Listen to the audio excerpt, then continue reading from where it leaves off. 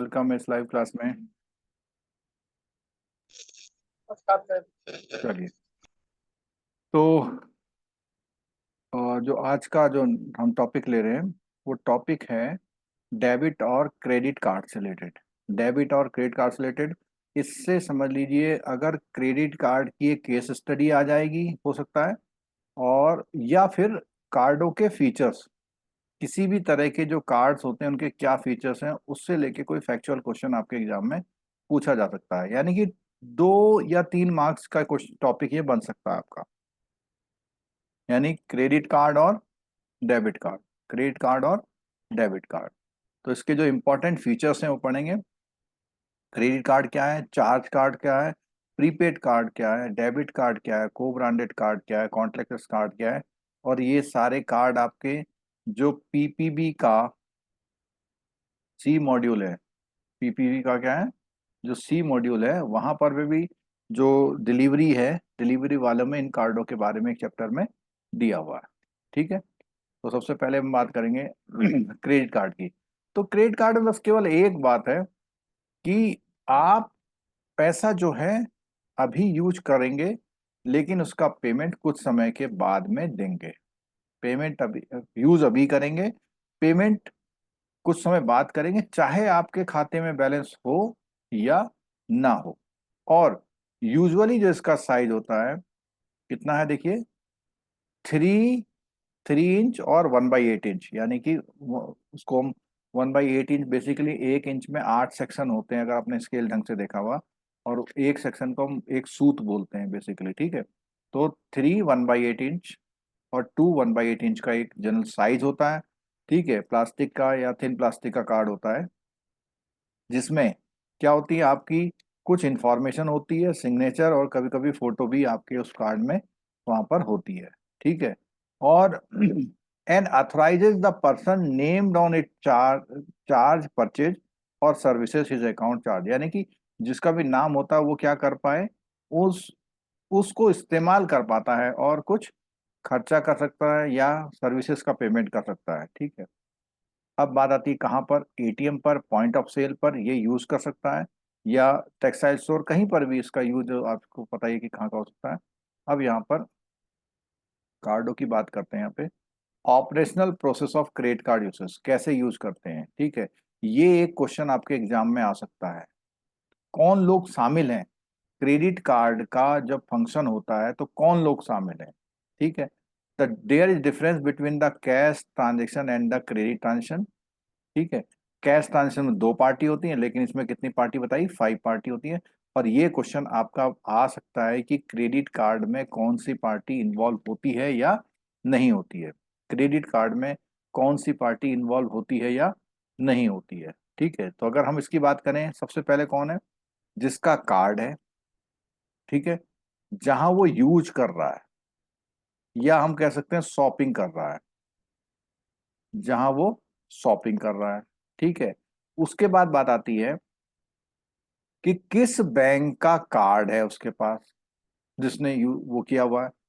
और ये acquiring bank कौन होता है, एक्वायरिंग बैंक का होता है कि जिस मशीन पर आप यूज कर रहे हैं, तो क्या होता है, जो यूजर है, जो शॉपकीपर है, जो रिटेलर है, जहां पर आप यूज करते हैं, रिटेलर ने ये कार्ड को कैप्चर करने की फैसिलिटी किस बैंक से ले रखी है।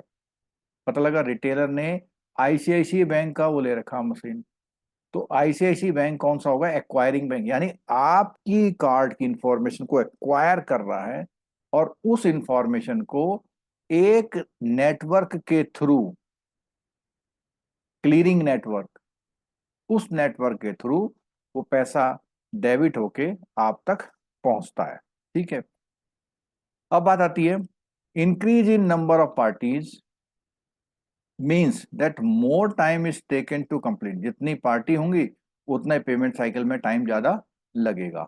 ठीक है, अब यहां बात आती है, typically it is the issuing bank which has given the credit to the customer. तो यानी कि जो कार्ड का इशूइंग बैंक है वही उसको उधार दे रहा पैसा, कह रहा भैया यूज कर लो आप।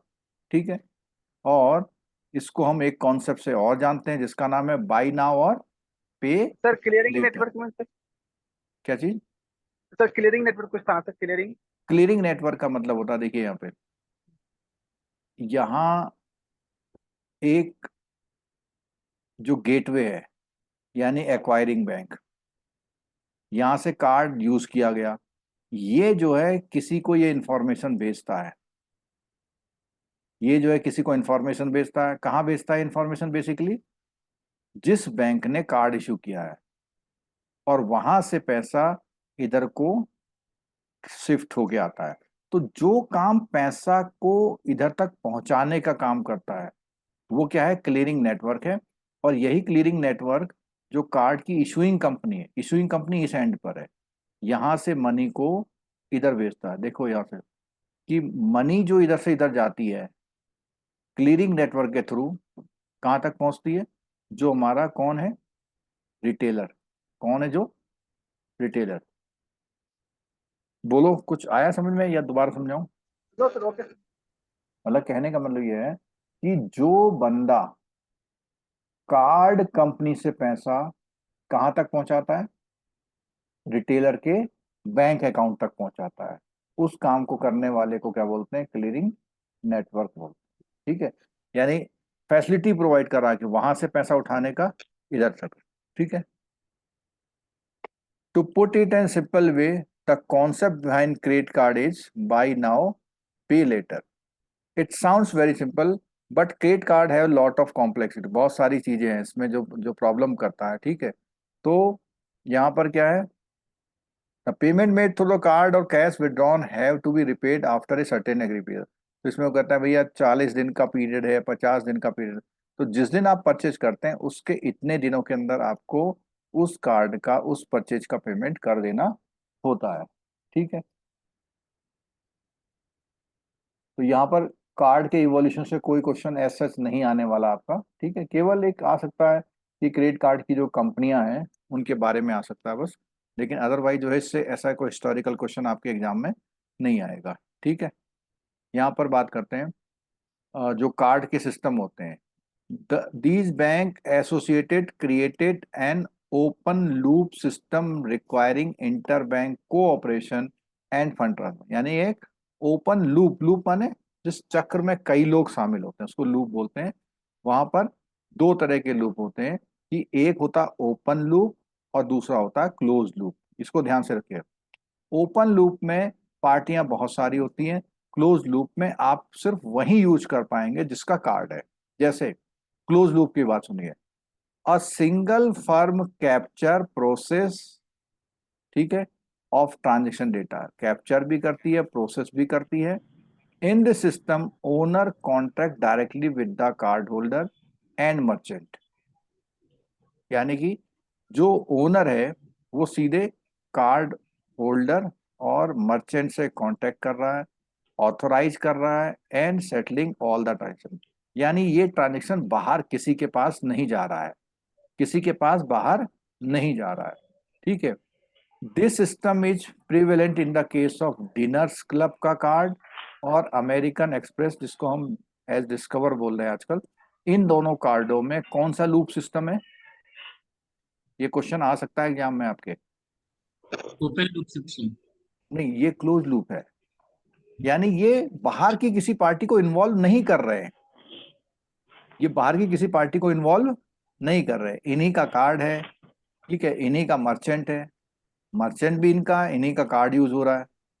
ठीक है, अब एक बार ओपन लूप पढ़ेंगे तो शायद आपको थोड़ा सा क्लियर हो सकता है क्या कहना चाह रहा है। ओपन लूप सिस्टम, इसमें आते हैं वीजा और कौन से card? Mastercard. The transaction data is shared with thousand of number. The issuing bank is different from the merchant bank. Close loop में कौन था? इशुइंग बैंक और मर्चेंट बैंक कौन था? सेम। सेम था। ओपन लूप में कौन है? कार्ड कोई अलग और अलग। इशू कर रहा है, उसको एक्वायर करने वाला काम कोई और कर रहा है। ठीक है, और ट्रांजैक्शन कैसे हो रहा है? एक through a centralise system. Centralise system के द्वारा। वो क्या कर रहा है? ऑथराइज कर रहा है और सेटल कर रहा है ट्रांजेक्शन कि हाँ ठीक है, ट्रांजेक्शन ठीक है। अब मैं वहां से पैसा लेके आपको भेजता हूँ। लेकिन क्लोज लूप में जो ऑथराइजेशन वगैरह वगैरह सारा काम कौन कर रहे हैं? कुछ डेफिनिट पार्टी हैं, खुद खुद a single firm capture and process. यानी क्या कर रही है वो? कैप्चर भी वही कर रही है, प्रोसेस भी वही कर रही है, लेकिन नीचे ओपन लूप में क्या है? कैप्चर कोई और कर रहा है और अथराइज कोई और कर रहा है। In this system, it is a four-party transaction which includes a merchant, acquiring bank, issuing bank and customer. अब अभी याद देखिए जो हमने ऊपर स्ट्रक्चर पढ़ा था, तो कौन से चार लोग आ गए इसमें? देखिए रिवाइज कीजिए। ओपन सिस्टम में कौन है? मर्चेंट, मर्चेंट है, एक्वायरिंग बैंक, एक्वायरिंग बैंक है, इशूइंग बैंक है, इशूइंग और बैंक, क्या है? कंज्यूमर है। कंज्यूमर, अच्छा, पांचवी पार्टी कौन होती है? नेटवर्क होती है, नेटवर्क प्रोवाइडर। ये जो क्या करती है? इन सबके सेटलमेंट करती है। ठीक है। मर्चेंट कौन है?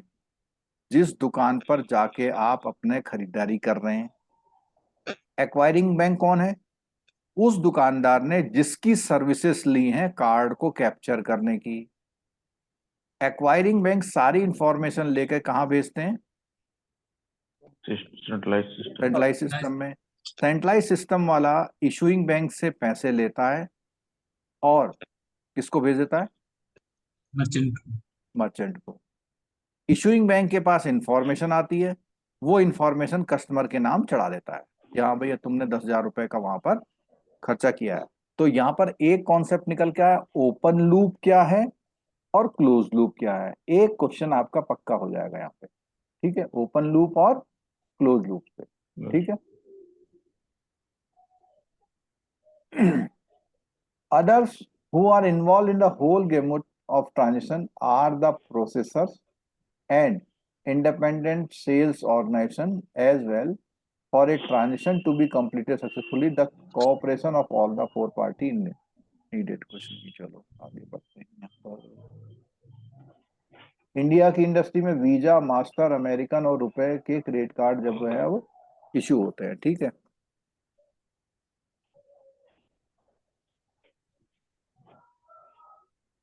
It should be noted that these players, excluding American Express, do not issue card directly to the customer. Primarily, they sponsor a payment network. This payment service network is sponsored by one of these agencies, a bank or financial institution desiring to offer a card. तो basically ये बात कर रहे हैं कि जो payment services होती हैं वो बैंक प्रोवाइड नहीं करता है। पेमेंट सर्विसेज बैंक प्रोवाइड नहीं कर रहा, पेमेंट सर्विसेज ये प्रोवाइड कर रहे हैं। बैंक क्या है? अपने नाम का केवल कार्ड इशू करवा रहा है और पेमेंट सर्विसेज ये दे रहे हैं, लेकिन ये फिर बाद में बैंक से लेते हैं, बैंक से बाद में ये लेते हैं। ठीक है। The bank in turn issue credit card to the final consumers with a wide range of benefit. The card holder carry card bearing to the logo of the sponsor. अब स्पॉन्सर कौन है यहाँ पे? स्पॉन्सर कौन है? Sponsor कौन है? Visa, master, Visa, master, ये सब कौन है? स्पॉन्सर हैं। और इशूइंग करने वाले कौन है? बैंक का नाम आ गया उसमें। ठीक है। स्पॉन्सर से मतलब आप ऐसे भी समझ लो कि जितनी टेक्नोलॉजिकल एस्पेक्ट है वो कौन देखता है? स्पॉन्सर देखता है। जितना टेक्नोलॉजिकल एस्पेक्ट है कि पेमेंट कहाँ जाएगा, कहाँ से प्रोसेस होगा, कौन करेगा, ये सब कौन देखता है? स्पॉन्सर देखता है। यानी उसका अपना एक सेटअप होता है, स्पॉन्सर वाले का अपना पूरा सेटअप होता है, जिसका कांटेक्ट होता है इशूइंग बैंक से, मर्चेंट बैंक से, एक्वायरिंग बैंक से। ठीक है। The main role of the sponsor, अब देखो यहां पर क्या था, देखो यहां फिर आ रहा है यहाँ पे, is to facilitate transactions among those who use their payment card, those who accept the same and the member finance. अभी मैंने यही बताया ना कि वीजा, ये जो स्पॉन्सर होते हैं वो किन के लिए काम करते हैं? एक तो जो क्या कर रहा है, who use their payment card, who use their payment card, उनके लिए काम कर रहे हैं। जो एक्सेप्ट करता है उसके लिए काम कर रहे हैं। और जो मेंबर फाइनेंशियल इंस्टीट्यूशन है उसके, उनके रिलेशनशिप को मैनेज, इन तीनों को कोऑर्डिनेट करने का काम कर रहा है sponsor. Together with the member institution the sponsor provide the infrastructure to ensure, मैंने बोला ना अभी कि स्पॉन्सर क्या प्रोवाइड करता है, पूरा इंफ्रास्ट्रक्चर जो प्रोवाइड करता है वो पूरा कौन करता है, स्पॉन्सर करता है। ठीक है, अभी जो स्टेट बैंक इतना बड़ा बैंक है, स्टेट बैंक कार्ड यूज करता, इशू करता है क्रेडिट कार्ड, नहीं सर, है नहीं। करता है, लेकिन उसका स्पॉन्सर कौन है? Visa master. वीजा मास्टर हाँ, रुपए। जो उस कार्ड में कार्ड इशू करने के अलावा यहाँ राइट साइड में जो लोगो होता है वो कार्ड का कौन है, स्पॉन्सर है। ठीक है, बैंक केवल उसका हिसाब किताब रखते हैं, ट्रांजैक्शन सारे कौन कर रहा है, स्पॉन्सर कर रहा है। टेक्नोलॉजी कौन प्रोवाइड कर रहा है, स्पॉन्सर प्रोवाइड कर रहा है। ठीक है, और स्पॉन्सर के अपने दुनिया भर में क्या होते हैं, नेटवर्क है। नेटवर्क होते हैं उनके अपने। जैसे ही कार्ड कहीं यूज होता है तो उसकी इंफॉर्मेशन स्पॉन्सर को मिलती है, स्पॉन्सर जो है उसको उस बैंक तक पहुंचाता है, वो बैंक उस बैंक को फिर पैसा देता है और वो उस पैसे को थ्रू करके वो मर्चेंट तक के खाते में डालते हैं। ठीक है, और इस सेटलमेंट में कितना टाइम लगता है, बोलो। मिनटों में सेकंड। हो जाता। नहीं नहीं नहीं नहीं, सेकंड। मिनटों में नहीं होता। सेटलमेंट में पूछा मैंने, पेमेंट तो सेकंड में हो जाएगा, मतलब वो अप्रूव तो हो जाता है तुरंत। वो कहते हैं हाँ इसके कार्ड में 2 लाख की लिमिट है, 20,000 डेबिट कर दो, कर दो। लेकिन वो 20,000 रुपए वहां डेबिट होने के बाद जो मर्चेंट है उसके खाते में आने में 1 या 2 दिन लग जाते हैं। +1 रखते हैं। हाँ, सेटलमेंट में 1 या 2 दिन लग जाते हैं। यानी जितने दुकानदार क्रेडिट कार्ड यूज करते हैं तो उनके खाते में पैसा 2 दिन बाद आता है, लेकिन स्टेटमेंट उनको तुरंत मिल जाती है, बता देते हैं हाँ भाई राम सिंह ने 5,000 रुपए की खरीदारी आपके वहां करी है, लेकिन हम आपके खाते में से 2 दिन बाद देंगे। ठीक है, इंडियन सिनेरियो की बात आती है तो यहाँ पर क्या है, सेंट्रल बैंक ने यहाँ पे 1980 में सबसे पहले सेंट्रल कार्ड इशू किया था। ठीक है, और आजकल की बात करें तो यहाँ पर कहता है एज ऑन मार्च कितना है, आउटस्टैंडिंग क्रेडिट कार्ड कितने हैं, लगभग 73 मिलियन। जी। 73 मिलियन का मतलब कितना हो गया, 7 करोड़। कितना हो गया, हाँ, 7 करोड़ हुआ ना भाई, मिलियन का मतलब 10 लाख, 730 लाख हो गया, तो कितने हो गए, 230। 7 करोड़ क्रेडिट कार्ड के आसपास है। किसी के पास 5-5 है, किसी के पास 10-10 क्रेडिट कार्ड है। ठीक है, क्योंकि वो जी। हर कंपनी का है। तो इसका मतलब ये नहीं कि 7 करोड़ जनसंख्या के पास कार्ड है, इसका मतलब ये है 7 करोड़ कार्ड है, और अगर जनसंख्या के हिसाब से देखा जाए तो कितनी निकलेगी ये, 4 करोड़ निकले, 3-4 क्योंकि औसतन एक आदमी के पास 3-4 क्रेडिट कार्ड है। हो जाते हैं। ठीक है, किसी के पास तो 10-10 भी होते हैं। और अधिकतर लोग क्या है, डेबिट कार्ड यूज कर रहे हैं। और यहाँ पर नंबर आ गया, फिर अच्छा यहाँ पर आया, the important player in the Indian credit card industry are National Payment Corporation of India and bank. यानी सेंट्रल क्लियरिंग एजेंसी का काम कौन कर रही है, एनपीसी है। एनपीसीआई कर रही है। और एनपीसीआई का जो जो स्पॉन्सर है, एनपीसीआई ने बना रखा, वो कौन है, कौन है, रुपए। रुपए। तो रुपए कार्ड जो है किसने जारी किया हुआ है, एनपीसीआई ने। एनपीसीआई। रुपए कौन है, स्पॉन्सर। ठीक है, चलो तो यहाँ पर थोड़ा सा देखिए इसके बारे में आ रहा है। तो यहाँ पे एनपीसीआई के बारे में थोड़ी मोड़ी थ्योरी के क्वेश्चन आ सकते हैं। इसने बोला हुआ है कि ये जो सिस्टम है, पेमेंट एंड सेटलमेंट सिस्टम काम कर रहा है, वो आरबीआई, आईबीए और इन दोनों ने मिलके किया है। और किस प्रोविजन में किया है, पेमेंट एंड सेटलमेंट एक्ट है, उसने इनको पावर दे रखी है भाई आप ऐसा काम करेंगे, एनपीसीआई बनाएंगे, एक अम्ब्रेला ऑर्गेनाइजेशन। अम्ब्रेला ऑर्गेनाइजेशन का मतलब जिसको 2-3 ऑर्गेनाइजेशन या 2-3 इंस्टीट्यूशन मैनेज करते हैं। ठीक है, ये आ गया देखो, रुपए। ठीक है, एनपीसीआई का रुपए आ गया यहाँ पे। और एनपीसीआई के जो कार्ड हैं, एक तो रुपए क्रेडिट कार्ड है, रुपए डेबिट कार्ड है, रुपए प्रीपेड कार्ड है और रुपए ग्लोबल कार्ड है।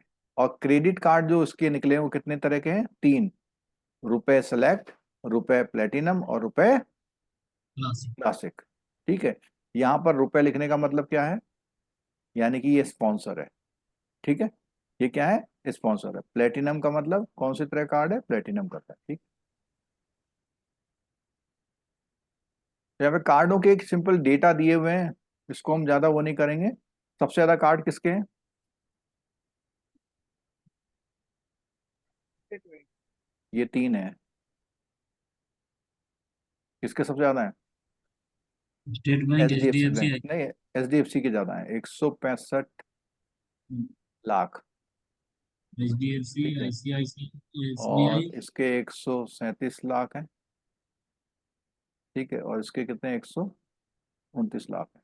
ठीक है, ये सबसे, मतलब एच डी एफ सी से पहले स्टेट बैंक बीच में हुआ था, फिर अभी ये एच डी एफ सी सबसे ज्यादा है। ठीक है, और यहाँ पर ठीक हो गया है ना। आगे बढ़ते हैं। इसमें टाइप ऑफ क्रेडिट कार्ड की बात आती है। तो एक तो हमने ऊपर देखा था, ओपन लूप और क्लोज लूप वाला देख लिया था। अब यहाँ पे कहता है कि कितने तरह के हैं। तो केस स्टडी जब क्रेडिट कार्ड से आती है तो ये सब बातें जो हम पढ़ रहे हैं, अगर हमें क्लियर रहेंगी तो हम ज्यादा उसको आसानी से कर पाएंगे। ठीक है,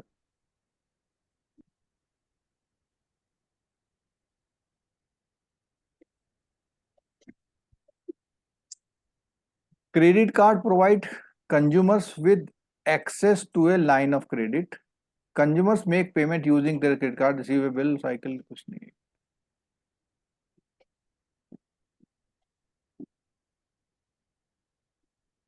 थोड़ा सा स्ट्रक्चर का हल्का दिखा हुआ है। क्रेडिट कार्ड का इश्यूअर करने वाला है, कार्ड इशूअर। इशूअर का मतलब स्पॉन्सर कह लो आप। इशूअर का मतलब यहाँ पे क्या होगा? जैसे वीजा और मास्टर कार्ड हो गया। ठीक है, फिर वो किसी बैंक के थ्रू इशू करते हैं।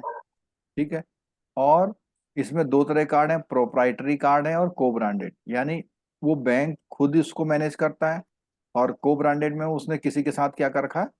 टाई अप कर चाहिए। रखा है, इंडियन ऑयल या रेलवे से। ठीक है, प्रोप्राइटरी कार्ड जो है उसमें इशू करने में कौन कौन है? प्रोप्राइटरी कार्ड में प्रॉपर्टी कार्ड इशूअर कौन कौन इशू करता है? वीजा, मास्टर कार्ड, रुपए, और tie up with the banks to issue the card. और bank issue the card under the their brand and market their card aggressively, मतलब अपने नाम से बेचते हैं उस कार्ड। ठीक है, और while marketing the card they mentioned clearly their association with the card issuer, है ना। जब वो मार्केट करते हैं तो बताते हैं हमारा जो है वीजा से कांटेक्ट है, आप हमारा कार्ड ले लीजिए, ऐसा कुछ करके वो अपनी बात करते हैं। ठीक है, mainly credit card are issued by the bank in the two format. पहला प्रोप्राइटरी है, दूसरा क्या? को ब्रांडेड, जो भी हमने बताया था। ठीक है, और अपने कार्डों के डिफरेंट क्या दे रखे हैं उन्होंने? ब्रांड नेम दे रखे हैं, गोल्ड, प्लेटिनम, जिससे उसकी सुविधाएं होती है वो करती है। ठीक है, को ब्रांडेड में ऑयल कंपनी, होटल कंपनी या इनसे कनेक्टेड होता है। ठीक है, recently union Bank of India in association NPCI launch the variant of RBI card platinum select. ठीक है, यूनियन बैंक ऑफ इंडिया ने एनपीसीआई के साथ मिलकर अपने कार्डों में कैटेगरी बनाई, कौन सी? प्लेटिनम या सेलेक्ट करके। ठीक है, एक क्वेश्चन इससे आ सकता है आपके एग्जाम में, एक क्वेश्चन इससे आ सकता है। ठीक है, प्लेटिनम और सेलेक्ट, और ऊपर जो हमने कैटेगरी पढ़ी थी कितनी थी? तीन थे रुपए के। सेलेक्ट, प्लेटिनम और क्लासिक, कौन सी अच्छी है इसमें? प्लेटिनम अच्छी होती है। और सेलेक्ट और अच्छी होगी। ठीक है, चलो यहाँ फैसिलिटी देख लें तो उससे आपको क्लियर हो जाएगा कौन सा अच्छा है कौन सा नहीं है। देखो बताओ कौन सी अच्छी है, चलो बताओ इसमें।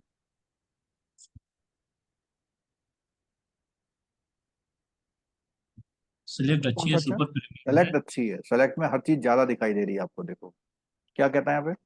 पहली बात कहता है इंश्योरेंस अमाउंट कितना मिल रहा है इसमें? 10 लाख।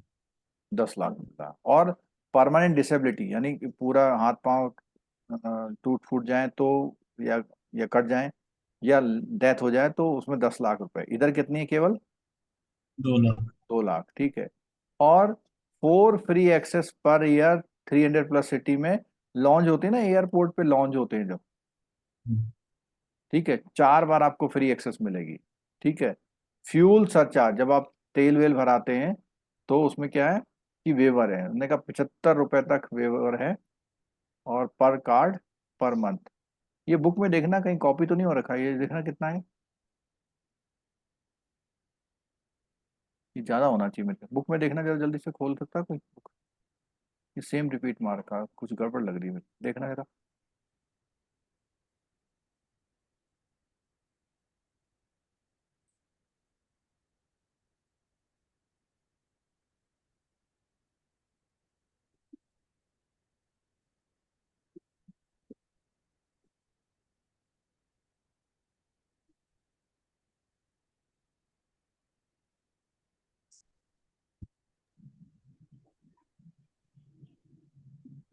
पचहत्तर ही है सर। फ्यूल सेम है, सरचार्ज वेवर सर 75 ही है। और ये 50-50 मैक्सिमम दोनों में। 75, उसके नीचे मैक्सिमम मैक्सिमम 50 पर कार्ड पर मंथ। मुझे थोड़ा सा ठीक है सर। इसलिए डाउट लग रहा है कि प्रीमियम को सुपर प्रीमियम बनाने में केवल एक ही फायदा है बस, और दो फायदे हैं बस, ये 2 फायदे हैं मतलब, बाकी सब क्या है, सेम। सेम है। ठीक है, चलो। Mobile wallet cashback, mobile wallet समझते हैं कि जब आप कोई खरीदारी करते हैं तो कुछ कैशबैक मिलता है, उससे भी आप कोई एडिशनल खरीदारी कर सकते हैं। तो पर मंथ में 50 रुपए आपके उसमें डाल रहे हैं, किसके लिए, फॉर मिनिमम कितने ट्रांजेक्शन के लिए, तो 500 रुपए का ट्रांजेक्शन करेंगे तो आपके उसमें खाते में 50 रुपए वापस वॉलेट में डालेंगे, उसका यूज आप क्या कर पाएंगे, कुछ खरीदारी करने के लिए ही कर पाएंगे, ठीक। यहाँ मुझे ये लग रहा है कि जो हमारा प्लेटिनम कार्ड है ना इनका, रुपए वालों का, उसमें थोड़ी सी फैसिलिटी क्या कर दी उन्होंने, बढ़ा दी। और ये कौन सा बैंक दे रहा है फैसिलिटी, यूनियन बैंक का कार्ड है, ठीक है।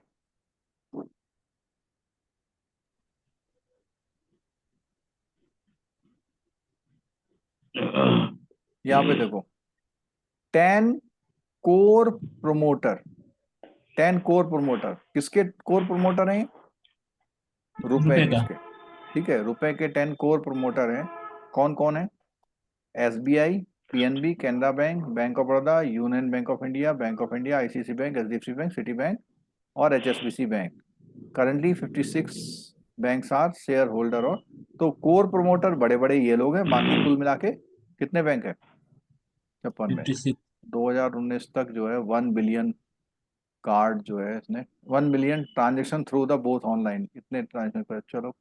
और एक क्या, all merchant discount rate charge were eliminated for the, यानी कि जो आप मर्चेंट में यूज करते हैं उसके चार्ज क्या कर दिए हैं रुपए कार्ड ने, एलिमिनेट कर दिया, यानी कोई भी चार्ज नहीं लेता। All India companies with annual turnover exceeding 50 crore are required to offer RuPay payment option to their option. जो भी कंपनियां हैं जिनका टर्नओवर कितने से 50 करोड़ से ज्यादा का है, वो भी क्या कर सकती हैं, वो ऑफर कर सकती हैं RuPay payment option to their customer.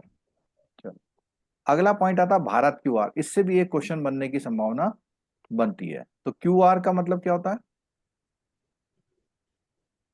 Code.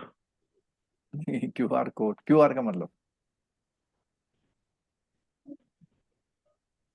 Quick response, QR का मतलब क्या है, एक्सेस। क्यू। क्विक अच्छा। रेस्पॉन्स, मतलब उसे जैसे ही मोबाइल सामने लाते हैं एकदम से वो कैप्चर करके कुछ इंफॉर्मेशन करके अपना काम शुरू कर देता है, क्विक रिस्पॉन्स, ठीक है। ये कोड होता है बेसिकली, और उसमें ब्लैक स्क्वायर्स बने होते हैं एक वाइट बैकग्राउंड में, ठीक है। वो कैमरे से या QR,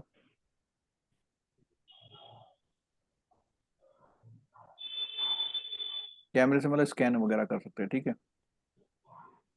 it is developed by NPCI in collaboration with the, master in visa.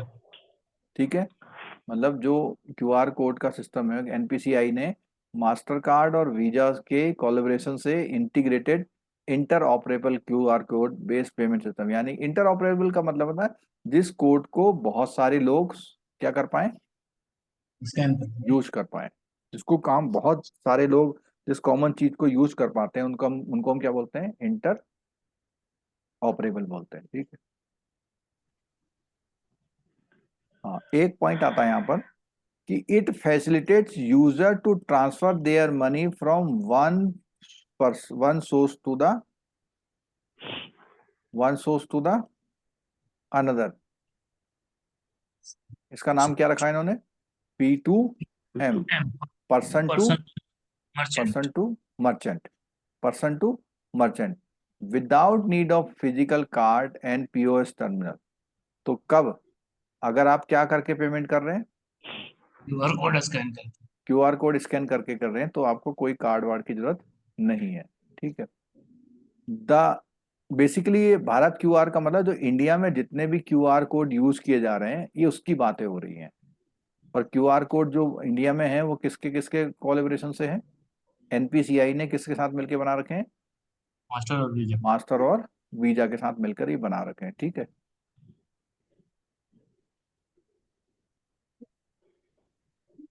आप इनको कहीं पर भी ये इस तरह से यूज कर सकते हैं। ठीक है। Bharat QR is the world first inter operable payment acceptance solution. मतलब आरबीआई कहता है कि भारत क्यूआर कोड का सिस्टम जो है वो पहला दुनिया का पहला इंटर ऑपरेबल है, यानी जो सबके लिए यूज होता है। ठीक है। Bharat QR is integrated with the, और इसको इंटीग्रेट किया गया किससे, भीम क्यूआर से या किससे, यूपीआई से।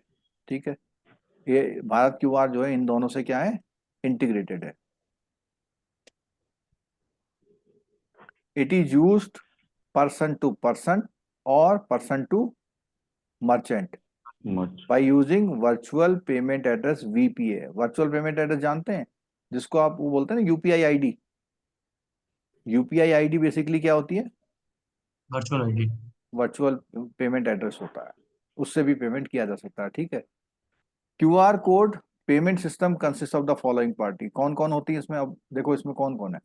सबसे पहले कौन है, acquirer, merchant on boarding, merchant management and mobile app solution. ये लोग कौन है, एक्वायरर है। इशूअर कौन होगा, जिसने वो इशू किया होगा, क्या, consumer on boarding and consumer mobile app solution. जो कंज्यूमर को ऑन बोर्डिंग ला रहे हैं या कंज्यूमर को मोबाइल ऐप सॉल्यूशन प्रोवाइड कर रहे हैं वो इशूअर है। ट्रांजैक्शन प्रोसेसिंग इंजन कौन प्रोवाइड कर रहा है, NPCI. Feature of Bharat QR क्या होता है, लो कॉस्ट इंफ्रास्ट्रक्चर चाहिए इसके लिए, remote management, merchant and customer, inter operable है और पुश बेस्ड ट्रांजेक्शन करता है। पुश बेस और पुल बेस में क्या फर्क है,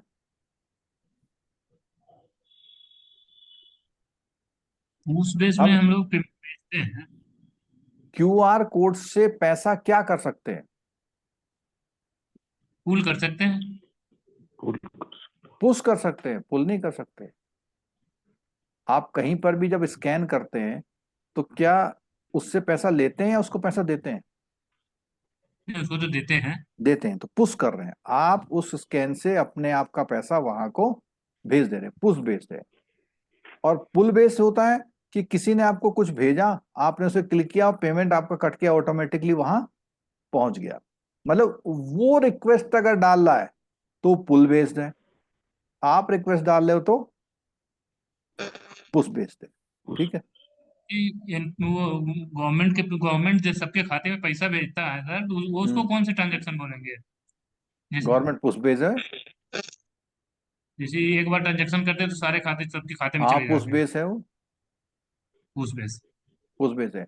अब मैं बताऊँ पुल बेस क्या होता है, बताता हूँ आपको। आपने देखा होगा कि आप यूपीआई में जाकर के किसी से पैसा मांग सकते हैं क्या, डिमांड जनरेट करना। करते हैं ना, वो पुल बेस्ड है। तो क्यूआर में क्या है, आप पैसा मांग नहीं सकते, क्यूआर से आप पैसा मांग नहीं सकते, आप क्या कर सकते हैं, भेज सकते हैं। भेज सकते हैं। ठीक है। और इंस्टेंट नोटिफिकेशन आता है, ट्रांजेक्शन हिस्ट्री मिल जाती है, और कार्ड की डिटेल कस्टमर तक नहीं पहुंचती। क्यों? क्योंकि कार्ड की डिटेल आप डाल ही नहीं रहे, आप तो क्या स्कैन कर रहे हैं, क्यूआर कोड स्कैन कर रहे हैं। ठीक है। साइलेंट फीचर में अगर बात करें, एक्सेप्टेड ग्लोबली है यहाँ पर, इसका एफिलिएशन किसके साथ है? वीजा और मास्टर के साथ है। ठीक है। और आपकी एक कार्ड लिमिट तक आप उसे यूज कर सकते हैं। Fix the upper limit to which card can be use, मतलब आप कह सकते हैं भाई इससे ज्यादा का कार्ड यूज ना हो, खुद वो कर सकते हैं। और कैश विड्रॉल कर सकते हैं एटीएम से। ठीक है। Credit card have a regular billing cycle and billing date and due date of, तीन आएगी देखो, इसमें तीन बातें आएगी। क्या है? बिलिंग डेट, ड्यू डेट और बिल साइकिल। तो बिलिंग डेट क्या होती है इसमें? जिस दिन प्रिंट होता है, जिस दिन क्या होता है? प्रिंट होता है। ड्यू डेट आमतौर पर उसके कितने दिन बाद की होती है? 15-20 दिन बाद होती है। 20 कि दिन होते भैया हैं, 20, कितने दिन है? 20 दिन। 20 दिन ना, यहाँ कहीं फिक्स लिखा हुआ है कि due date payment decided by the billing date, the period which after the payment to be made after the billing date call the free credit period. तो बेसिकली एक तो डेट हो गई प्रिंट की डेट, ठीक है, और दूसरा क्या हो गया? आपको उतने दिन बाद उसको क्या करना है? पेमेंट करना है। ठीक है। और बिलिंग डेट कौन सी होती है? जिस डेट में बिल बनता है, जिस दिन भी आप खरीदारी करते हैं, जिस दिन भी आप खरीदारी करते हैं वो कौन सी डेट होती है?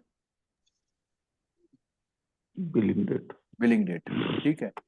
और इधर इधर प्रिंट हो गया, प्रिंट होने के बाद आप तक पहुंचा, या इसको प्रिंट वाली डेट को ही हम लोग क्या बोल देंगे? Billing date. बिल बन गया आपका, आपको पेमेंट करने के लिए उसने कितने दिन दे दिए? कुछ दिन दे दिए। तो उसने बोला कि वो तो जितने दिन वो ट्रांजेक्शन दे डेट, रहा जिस दिन हम परचेज है, करते हैं वो ट्रांजेक्शन डेट होते हैं सर। उसके बाद परचेज वो वाली ट्रांजेक्शन महीने, डेट, जिस दिन हम परचेज करेंगे, उस दिन ट्रांजेक्शन डेट है।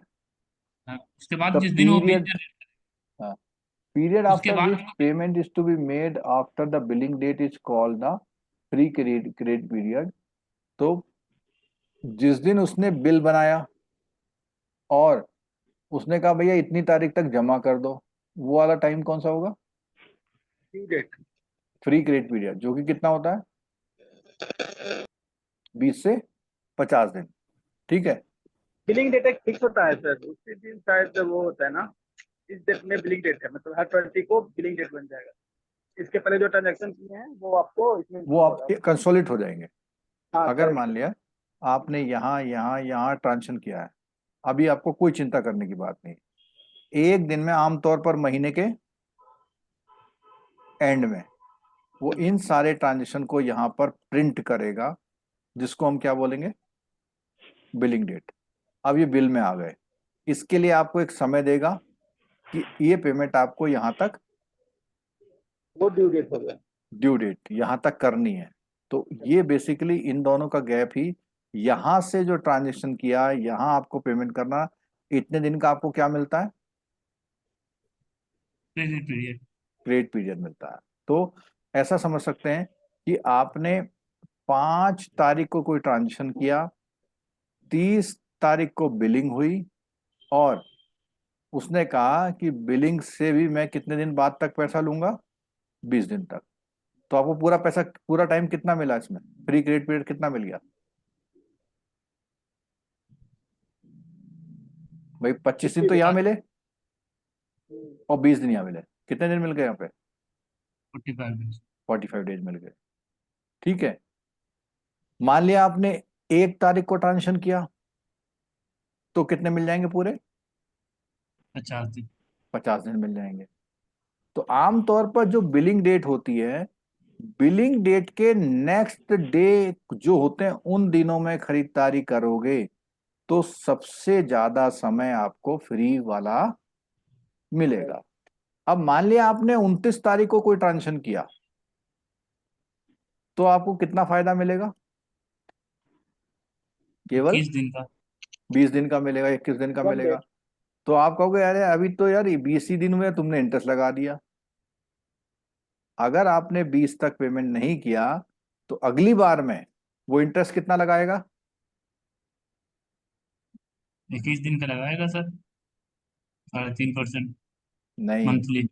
वो लगाएगा 31 दिन का। क्यों?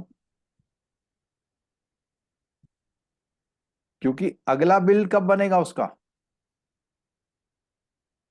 30 30 दिन को। बाद। आपका पैसा यहां नहीं आया, जब आना था नहीं आया, तो यहां से लेकर के यहां तक पूरा, अगर बिल तक, अगले बिल तक पैसा नहीं आया, तो पूरे टाइम का वो क्या काटेगा? आपका इंटरेस्ट।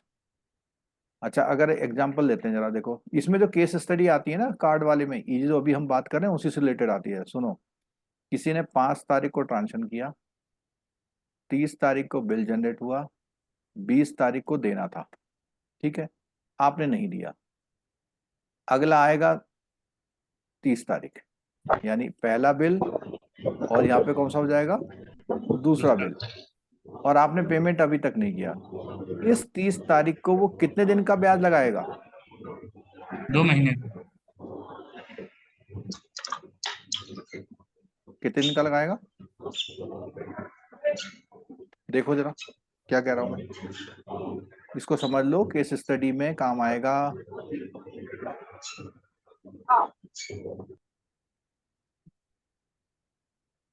कोई कंफ्यूजन है तो पूछ लो एक बार आप। सर 56 दिन ही क्यों लगाएगा? सर पहला बिल में यदि वो नहीं देता है तो उसको 30 दिन का लगेगा, दूसरा बिल में भी नहीं दिया तो फिर 30 दिन का लगेगा। नहीं, पहले में 30 का क्यों लगेगा? पहले में तो कितने दिन, 5 तारीख को ट्रांजेक्शन किया ना उसने, हाँ, तो तो पहले 5 में को ट्रांजेक्शन किया है, तो 30 तारीख तक कितने दिन हो गए? 26 दिन। 26 दिन। अगले बिल तक भी उसने पेमेंट नहीं किया, तो 30 दिन ये हो गए। 56 डे का वो इंटरेस्ट चार्ज करेगा। और अगर आपने 20 को पेमेंट कर दिया, 20 या 20 से पहले, तो आपको बिल्कुल बिल्कुल भी इंटरेस्ट नहीं देना है। तो इसीलिए ये जो 20 से 30 दिन, 20 से 50 दिन वाला कॉन्सेप्ट बताया, वो इसीलिए बताया है कि आपका जो पूरा वाला पहला महीना है, और दूसरा कौन सा महीना, जो उसने डेट आपको दे रखी है, जितने दिन का बिल, बिल के बाद का जो समय है, उनको मिला करके वो टाइम बनता है। ठीक है, चलो एक बार और देख लेते हैं यहाँ पर। और वो जो कार्ड होते हैं उसमें रिवार्ड पॉइंट का चक्कर होता है, जितना आप यूज करेंगे। बेसिकली कार्ड कंपनियां कैसे कमाती हैं? वो आपको आदत देती हैं, यूज कराने के लिए लालच देती हैं। क्या करती हैं वो? यूज करने का क्या देती हैं? लालच देती हैं।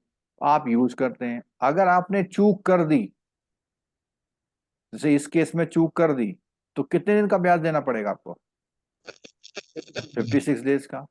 और 56 डेज का भी ब्याज किस रेट पे देना पड़ेगा? 40 से 4%। 50% का। 3 से 3.5% पर मंथ का ब्याज लगता है इसमें। कितना लगता है? हर मंथ मान लिया आपने 3.5। 10,000 की परचेजिंग कर रखी है, तो 10,000 की परचेजिंग में आपको ब्याज देना पड़ेगा कितना? 300 से 400 रुपए।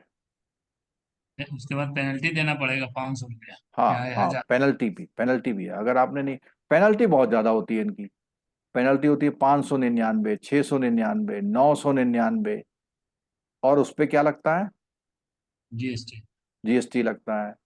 फिर इस पेनल्टी की वजह से अगर आपकी लिमिट बढ़ गई, तो एक ओवर और चार्ज पैदा हो जाता है, इसका नाम क्या होता है? Over limit charge. Over limit charge होता है। इसके अलावा जब भी आप अपने क्रेडिट कार्ड से क्या निकालते हैं, यस। उस पर पहले ही दिन से 40 से 3.5% लगता है। 50% का रेट लगता है, पहले ही दिन से। उसमें कोई भी फ्री के पीरियड नहीं होता है। नहीं। जो भी फ्री पीरियड होता है वो किस में होता है? परचेजिंग पे होता है, यानी ट्रांजेक्शन्स पे होता है। ठीक है, कैश निकालने पर नहीं होता है। ठीक, चलो अब देखिए यहाँ पे, the reward point will be awarded based on the usage and will be fix point पर 100 रुपये, यानी आपने 100 रुपये खर्च किए तो उन्होंने कहा हम 3 पॉइंट देंगे। आपने 300 रुपये खर्च किए तो 9 पॉइंट हो गए। And total reward points for usage will be based on the usage and calculated per 100। The reward point can be redeemed by the card holder as prescribed by the card issuing bank. तो उनकी एक list होती है कि भैया अगर आपके पास 200 unit reward point है तो आप एक फलाना मोबाइल में इसका यूज कर सकते हैं। आप उस मोबाइल में यूज करेंगे तो इतने पॉइंट्स यानी इतने रुपए आपको क्या मिल जाएंगे का डिस्काउंट वहां पे मिल जाएगा। तो उनके आइटम भी उनके फिक्स होते हैं जहां आप यूज कर सकते हैं, ठीक है। अनदर प्रोपोर्शनल कॉन्सेप्ट इज वो now for usage of credit card the concept of cash back offer. Cashback offer का क्या होता है? अगर आप उनका कार्ड यूज कर रहे हैं तो वो कंपनी जो लोगों को 10,000 में दे रही है सामान, वो आपको पता लगा 8,000 में दे रही है। तो आपने सुना होगा HDFC बैंक का क्रेडिट कार्ड का सबसे अच्छा ऑफर चलता है, कितने परसेंट होता है पता है कैशबैक उसमें? 10%। पर ये 10% अप टू लिखते हैं, क्या लिखते हैं? अप टू लिखते हैं। अप टू लिखते हैं। और एक बात और कहते हैं वो कि पहले ट्रांजेक्शन पे मिलेगा। पहले ट्रांजेक्शन, अगर आप उस कार्ड से पहला ट्रांजेक्शन कर रहे हैं तो 10% का क्या दे रहे हैं आपको? कैशबैक दे रहे हैं। तो वो कंडीशन हमें देखनी पड़ेगी कि हम उस कंडीशन में आ रहे हैं या नहीं आ रहे हैं। और इसी बहाने लोग अपना कार्ड बनाएंगे, तो जब कार्ड बन जाएगा तो कल को क्या करेगा? वो कार्ड का यूज करेगा तो पैसा भी देगा, ठीक है। Payment for usage credit card after the credit period and on due date can be paid in different ways. Payment can be made full or before due date, alternatively minimum 10%। देखो ये सबसे बड़ा इनका लालच वाला पॉइंट है। क्या कहते हैं वो? कितना पेमेंट कर दो? मिनिमम 10%। कहते हैं ओनली 10% पेमेंट कर दो। लेकिन इस कंडीशन में जो रेट ऑफ इंटरेस्ट है वो पूरा पूरा आपको क्या करना पड़ेगा? देना पड़ेगा। अगर आप मिनिमम वाले पे जाते हैं, अगर आप मिनिमम वाले पे जाएंगे तो आपको रेट ऑफ इंटरेस्ट क्या करना पड़ेगा? पूरा देना पड़ेगा। जैसे मान लिया आपने खरीदारी करी 5,000 रुपए की और इसकी ड्यू डेट यहां पर है, तो आपके पास दो ऑप्शन है। या तो आप ये प्लस क्या दे दो? इंटरेस्ट दे दो, या केवल कितना दे दो? मिनिमम। 500 रुपए दे दो। तो 500 रुपए दोगे तो आप डिफॉल्ट में नहीं आओगे, लेकिन जो इसकी आउटस्टैंडिंग है, कितनी आउटस्टैंडिंग, इस पर यहां इसी दिन से क्या लग जाएगा? इंटरेस्ट। और ये इंटरेस्ट पूरे अगले महीने तक लगेगा, अगले बिल साइकिल तक पूरा इंटरेस्ट लगेगा। अब अगला टाइम आया तो आप चाहो तो केवल कितना दे सकते हो? 450। या आप पूरा पैसा मैं ब्याज के दे दो। तो जो ये मिनिमम पेमेंट वाला कॉन्सेप्ट समझ में आया? 10%। ठीक है। चार्जेस फॉर लेट पेमेंट की बात करते हैं तो ये 200 से लेकर कितनी हो सकती है? 500 हो सकती है, ठीक है। कार्ड में आपका फोटो भी इशू हो सकता है। अब एक आया लाइबिलिटी कार्ड, इसमें से क्वेश्चन बन सकता है आपका। Liability for the card holder in case of the lost card. मान लिया आपका कार्ड लॉस हो गया और किसी ने क्या कर लिया? उसको यूज कर लिया। तो the liability is restricted to कितने? 1,000 रुपए। Balance liability borne by the card issuer, यानी कि आपका कार्ड कहीं खो गया, किसी ने मिसयूज कर लिया, तो आपसे सिर्फ कितना लिया जाएगा? 1,000। 1,000 रुपए, ठीक है। और बाकी किससे लिया जाएगा? वो खुद बॉर्न करेगा। लेकिन ये जो आपसे 1,000 रुपए ले रहे हैं, इस 1,000 को किसको दे देते हैं? इंश्योरेंस कंपनी को। या आपके कार्ड के अगेंस्ट में पहले से ही वो इंश्योरेंस कंपनी का आपका क्या करा के रखते हैं? इंश्योरेंस करा के रखते हैं। क्या करा के रखते हैं? इंश्योरेंस। इंश्योरेंस करा के रखते हैं, ठीक है। और वो पैसा वहां इस्तेमाल करके अपना नुकसान को भरपाई कर लेते हैं, ठीक है। Liability for lost card can be control from the time of loss be reported class का है reported to the card centre which operate. तो ये क्या करना है आपको, अगर आपको 24 अपने लॉस्ट कार्ड की लाइबिलिटी को कंट्रोल करना है तो तुरंत उसे क्या कर दो, वहां सूचित कर दो, तो वो उसे हॉटलाइन हॉट कर देते हैं कार्ड को, ठीक है। For online purchase using credit card additional password protection pin और एटीएम नंबर, अगर आप चाहें तो ऑनलाइन कुछ खरीदारी करते हैं तो कार्ड में पिन और ओटीपी भी फिर आपको वहां पर डालना पड़ता है, ठीक है। Some banks offer the personal accident insurance cover भी देते हैं कार्ड होल्डर के लिए, कितना, 1 लाख से लेकर के 10 लाख तक, ठीक है।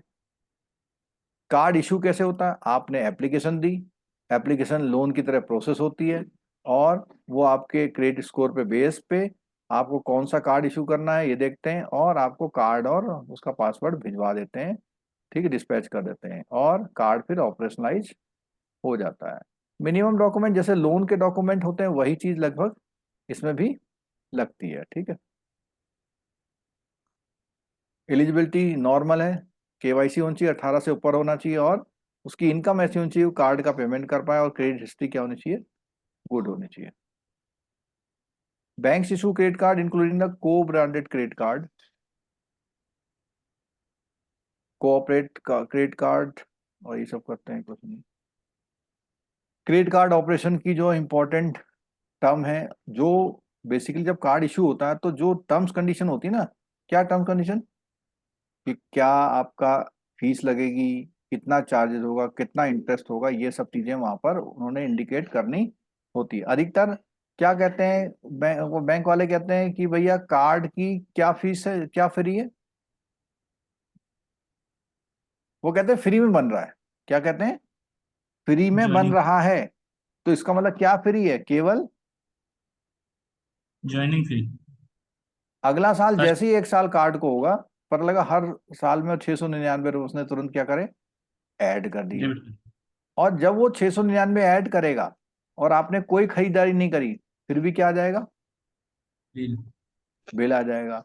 आप तो कहेंगे आपने कोई खरीदारी नहीं करी, और बिल जैसे ही 30 दिन का होगा तो उसमें क्या लग जाएगा फिर, इंटरेस्ट मतलब अगर कोई भी आउटस्टैंडिंग उस कार्ड पर है तो उसमें क्या लग जाता है, 1 महीने बाद से फिर इंटरेस्ट इंटरेस्ट लगने होता है, ठीक है। अच्छा, कौन कौन से चार्जेस काटते हैं, तो सबसे पहला फाइनेंस चार्ज। जब भी आप कोई खरीदारी करते हैं, जब भी आप कोई खरीदारी करते हैं तो उसमें क्या कहता है कि card member deposit A part of the total payment और द मिनिमम अमाउंट ड्यू, जितना भी पैसा बच गया आपका उन सब में क्या करेगा, वो पैसा काटेगा। और इसमें सब में क्या है, finance charges to entire outstanding including fresh other bank charge till the date, जब तक आप पूरा फाइनल पेमेंट नहीं करोगे, फुल एंड फाइनल, तब तक वो इंटरेस्ट आपको देना पड़ेगा। जिस दिन आप अपने कार्ड की पूरे पेमेंट को क्या कर दोगे, जीरो, उस दिन आपका वो इंटरेस्ट लगना क्या हो जाएगा, बंद हो जाएगा। अब ये देखो, ये केस स्टडी है आपकी, बहुत सिंपल केस स्टडी है, देख लो क्या कहते हैं। Balance outstanding as on statement कितना है, 20,000, आपने क्या करा, पेमेंट नहीं दिया, ठीक है। डेली इंटरेस्ट चार्ज उसने बोला कितने परसेंट लगेगा,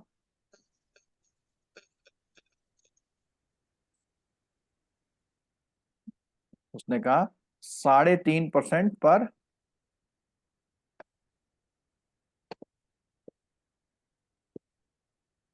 भाई पूरे रेट ऑफ इंटरेस्ट जो है उसने बताया, 1 महीने का कितना बताया उसने, 3.5%। 3.5%, ठीक है।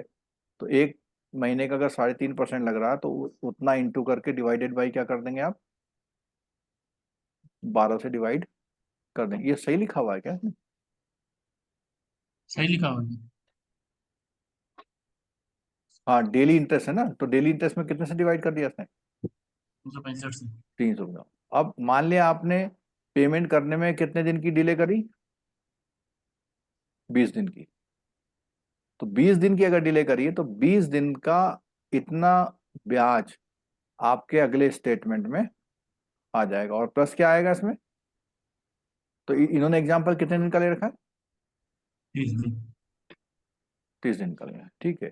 अब अगला कॉन्सेप्ट आता है कौन सा वाला, minimum due minimum amount due वाला।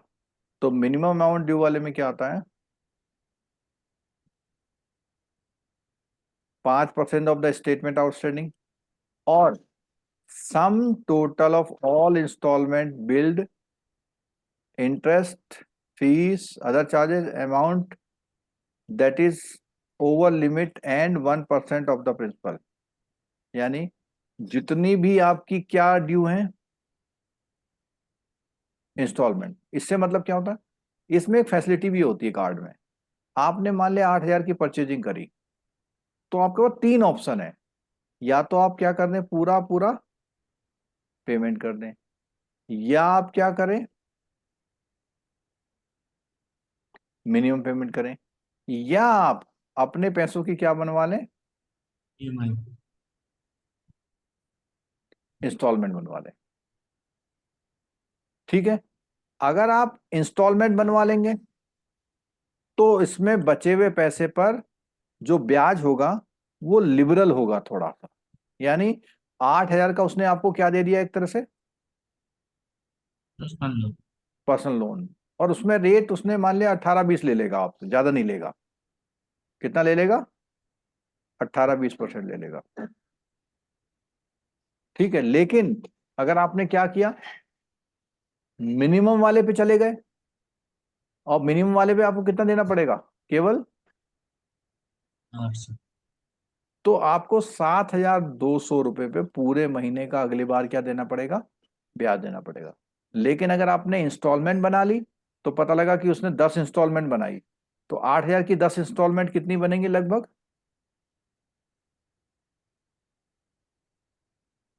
कितनी बनेंगी, 890 वैसे या 900 बन जाएगी। ठीक है, तो उसमें वो इंटरेस्ट का कंपोनेंट आपका शामिल करके आपकी क्या बना देगा, ईएमआई बना देगा। ठीक है, तो यही कह रहा है, सम total of all the EMI plus पिछले महीने के ट्रांजेक्शन में लगने वाला ब्याज, प्लस एनुअल फीस वगैरह कोई है, प्लस ओवर लिमिट चार्जेस कोई है, प्लस 1% ऑफ द प्रिंसिपल कुछ और। तो इस तरह से करके वो, या तो आप मिनिमम ड्यू पे लेगा, या इस तरह बोलेगा, या 250 इन केस ऑफ डिफॉल्ट, अगर आपने डिफॉल्ट करा है तो 250 और लगा दिए उसने। ठीक है, if the statement balance is less than 250, the entire outstanding amount has to be paid. अगर आपका जो आउटस्टैंडिंग बैलेंस है अभी कितना है, 250 है, तो आपको पूरा पेमेंट करना है। ठीक है,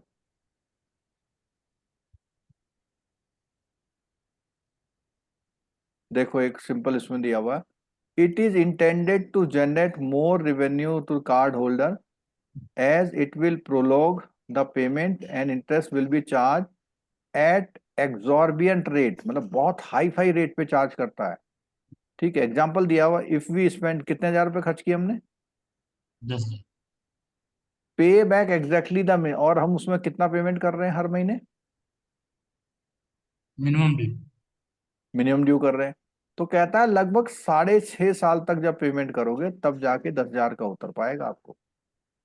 और मिनिमम पेमेंट कितना है, 10%। 5% या 10% जो भी है। तो मान लिया 5% कितना होगा 10,000 का। 500 अगर रुपये। आप 500 रुपये महीना देंगे तो साल में कितना देंगे, 6,000। 6,000। और 6.5 साल तक कितना देंगे,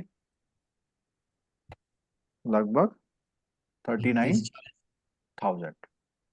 ठीक है, 40, मैक्सिमम इंटरेस्ट फ्री पीरियड कितने तक होता, तो इन्होंने पहले ही बता दिया कितना होता है वो, 20 से 50। 20 से 50 दिन तक होता है। ठीक है, और आमतौर पर स्टेटमेंट कब जनरेट करते हैं वो लोग, फर्स्ट या सेकंड। तो इसमें एक एग्जांपल इसको भी देख लीजिए, जो केस स्टडी की हम बात करते हैं तो उसमें ये भी एक एग्जांपल है। क्या कहता है कि फॉर एग्जांपल आपने कब परचेज किया हुआ, your 2 October statement will contain all transaction that have been billed between 3rd to 2nd। तो जो आपकी स्टेटमेंट डेट है, हमने ऊपर एग्जांपल 30 का लिया था, इन्होंने कौन सी डेट का लिया एग्जांपल, 2 अक्टूबर। 2nd तक। तो 2nd से पहले जो भी आपने, कब से,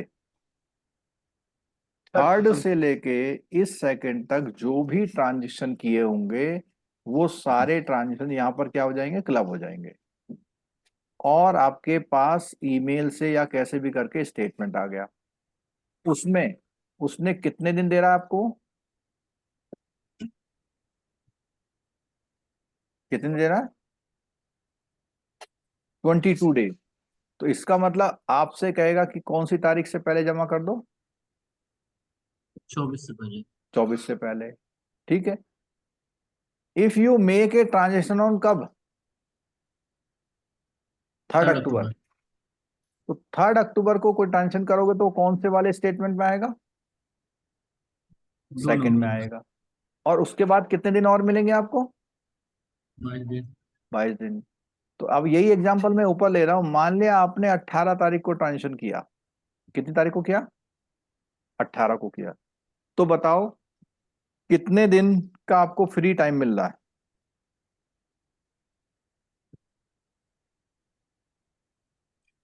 38 डेज।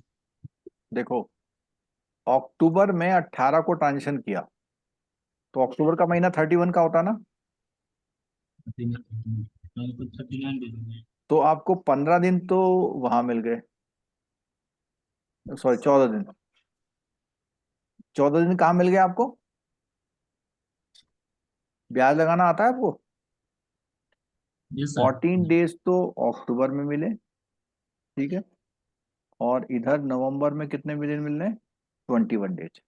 कितने मिल रहे हैं, 21 डेज। 14 और 21, कितने दिन का टाइम मिला इसे, सर 24 को पेमेंट करना है ना सर। क्या करना है, पेमेंट डेट तो 24 है। सॉरी 24 है, हाँ तो 23 हो जाएगा, मैंने 22 सोचा।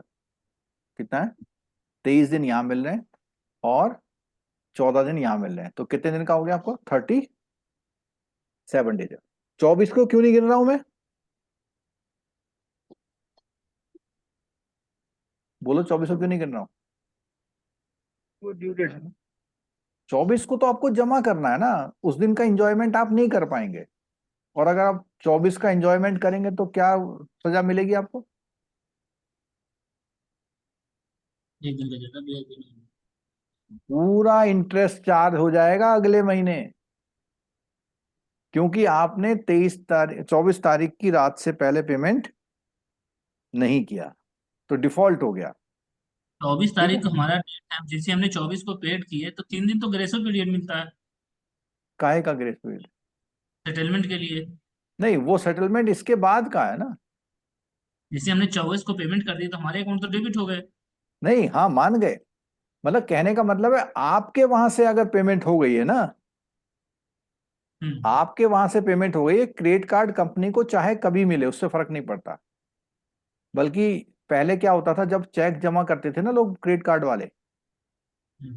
तो जिस दिन का आपका चेक होता था ना, भले ही क्रेडिट कार्ड को 5 दिन बाद पैसा मिले, लेकिन वो चेक की डेट से आपका पैसा मान लेते थे कि आ गया है, वो यानी बैक डेट में दिखा देते थे कि आपने पैसा उस दिन दे दिया था। ठीक है। But if the payment in full is not paid by the due date, तो यहां पर बता, चलो अब एक बात आती है, interest free period does not apply for cash advance and, जो मैंने बताया था आपको, क्या बताया था मैंने, कैश एडवांस लोगे तो कोई पीरियड नहीं मिलेगा, और आपका कुछ बैलेंस पिछले महीने का अगर रह गया है कुछ तो भी नहीं मिलेगा। अगर पिछले महीने का कुछ बैलेंस रह गया है तो उस पर भी कोई फ्री फ्री का फायदा नहीं मिलेगा। ठीक है। चलो एनुअलाइज परसेंटेज रेट का मतलब क्या होता है, जैसे ये दिया हुआ है इतने रुपए पर मंथ, तो उसको 12 से मल्टीप्लाई कर देंगे। ठीक है। कैश ट्रांजेक्शन में उसने रेट कितना लगा दिया है, 3.49। ज्यादा, तो इतना हो गया। ठीक है।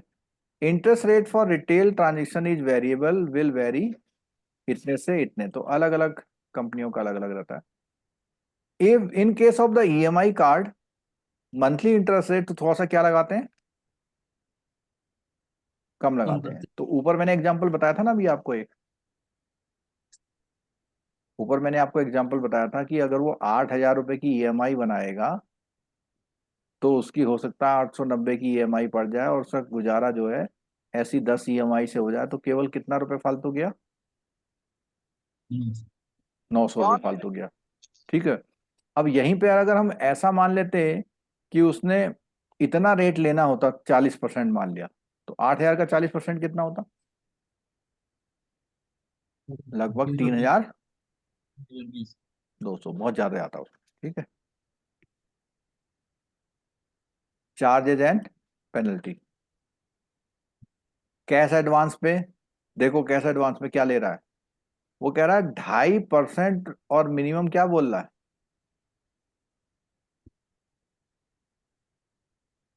मिनिमम 7,300 बोल रहा था, गलत है।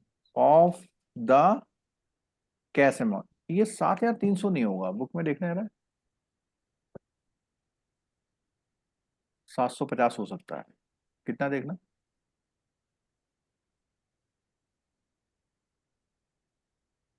मेरे पास इसमें बुक नहीं है, आप देख के बता दो।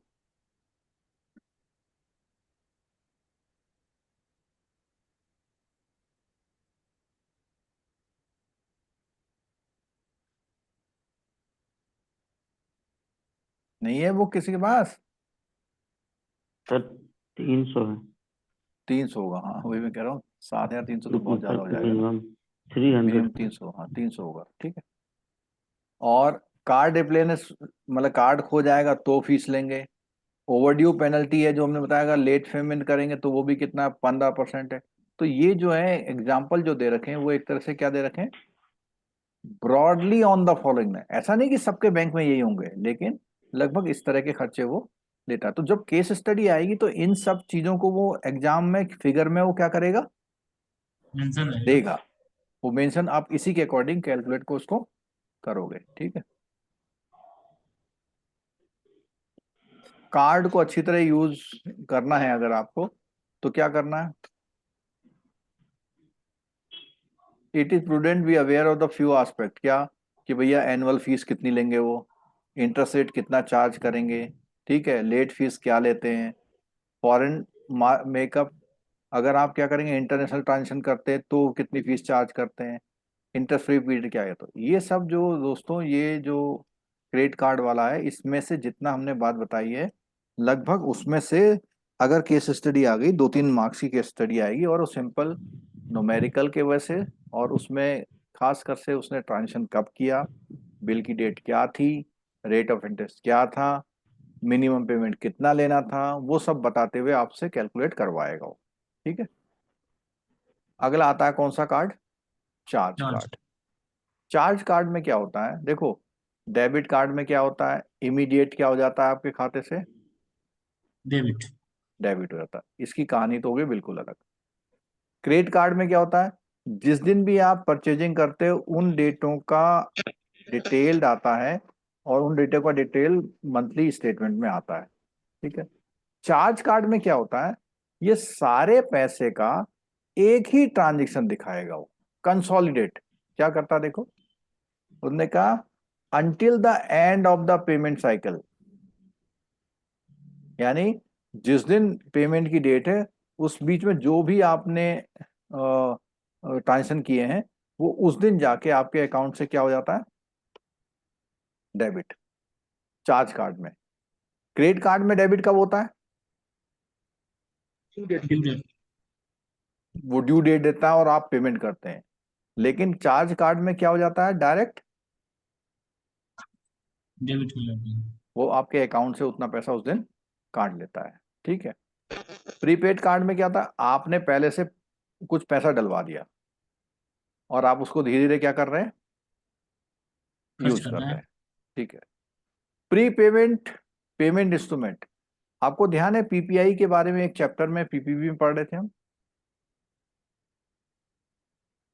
बोलो। पर पढ़े तो थे। पीपीआई के बारे में जहां पे हम सर्विसेज बात कर रहे थे ना, कौन कौन सी बैंक सर्विसेज देता है। ठीक है। तो वहां पे पीपीआई के बारे में बहुत सारी बातें पड़ी थी, बस केवल 2-3 बातें सुन लो। ये पीपीआई कैसे होते हैं, कितने टाइप के होते हैं पीपीआई? रेट है। 3 टाइप के, क्लोज्ड, सेमी क्लोज और ओपन। तो जो क्लोज पीपीआई होंगे उनका यूज आप एक सर्टेन जगह पे कर पाएंगे। जैसे मान लिया वो किसी कहाँ पे यूज हो पा रहा है, केवल होटल पर, या आपने आईआरसीटीसी का एक वो ले लिया, तो जब भी आप रिजर्वेशन करते हैं तो बस वही यूज कर पाते हैं। ठीक, क्लोज में क्या हुआ, वो कहाँ पे यूज हो पाते हैं, केवल पेमेंट और settle fund for third party service, ये लिखा हुआ, purchase and goods of services from that entity only. Semi close में क्या है, कुछ आप वहां पर भी यूज कर पाते हैं और कुछ आप बाहर भी यूज कर पाते हैं। तो उसने बोला हुआ है कि use purchase of good service including financial service remittance facility eight A group of clearly identified merchant, यानी उसमें बता रखा है कि ये इन दुकानों पर आप कर सकते हैं, तो वो क्या है, सेमी क्लोज्ड है।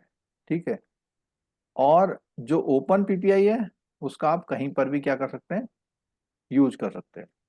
The amount outstanding shall not exceed 1 lakh at any point of time. Banks shall provide the facility of pre-registered beneficiary. Whereby, तो पीपीआई कार्ड में लिमिट कितनी बना रखी है इन्होंने, 1 लाख। 1 लाख तक आप उसमें क्या करते हैं, प्रीपेमेंट पे में पैसा डाल सकते हैं।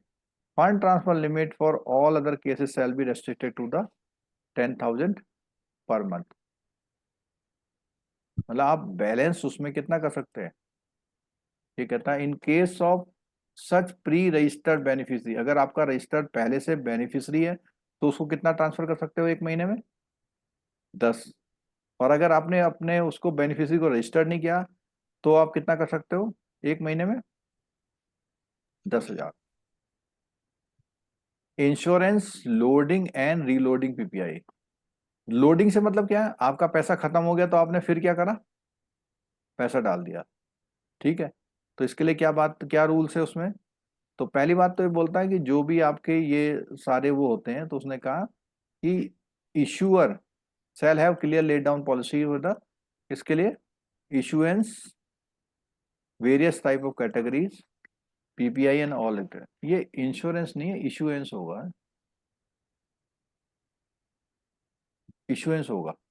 ठीक है, इंश्योरेंस नहीं है, क्या है, इशुएंस है। ठीक है, PPI user issuer shall use the no interest is payable on the people, मतलब वो जो आपसे पैसा लेगा उसमें आपको क्या नहीं देगा, इंटरेस्ट।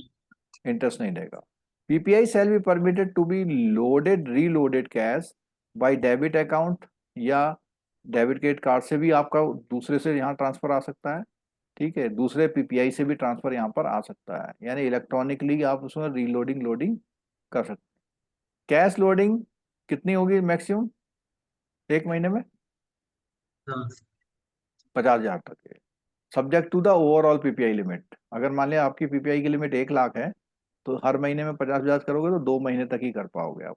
ठीक है, और पीपीआई में भी यूज एज कार्ड की तरह, वॉलेट की तरह, और किसी भी इंस्ट्रूमेंट की तरह यूज कर सकते हैं, जहां पे आपको क्या करना पड़ता है, टू यूज द, जहां पर आप उसका अमाउंट का यूज करना चाहते हैं।